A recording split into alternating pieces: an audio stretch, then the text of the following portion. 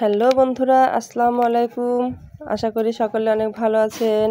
তো সকলকে এই পবিত্র রমজানের শুভেচ্ছা জানিয়ে শুরু করছি আজকের ব্লগ। তো বন্ধুরা, আর কিছুক্ষণের মধ্যেই ইফতারি শুরু হবে। তো সেই জন্য আমি এই যে কিছু ইফতার সামনে নিয়ে বসে আছি।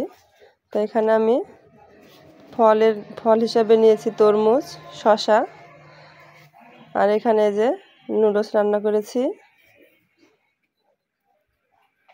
নুডলসটা একটু ডিম সিদ্ধ দিয়ে সস দিয়ে একটু সাজিয়ে নিয়েছি। আসলে এভাবে সাজিয়ে গুছিয়ে খাবার খেতে আমার খুব ভালো লাগে। এখানে খেজুর, বুট তেলানি, আখের গুড়ের শরবত, পেঁয়াজু আর বেগুনি আছে।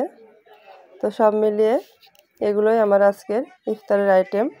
তো বন্ধুরা, ভিডিওটি ভালো লাগলে অবশ্যই লাইক, কমেন্ট ও শেয়ার করবেন। খোদা হাফেজ।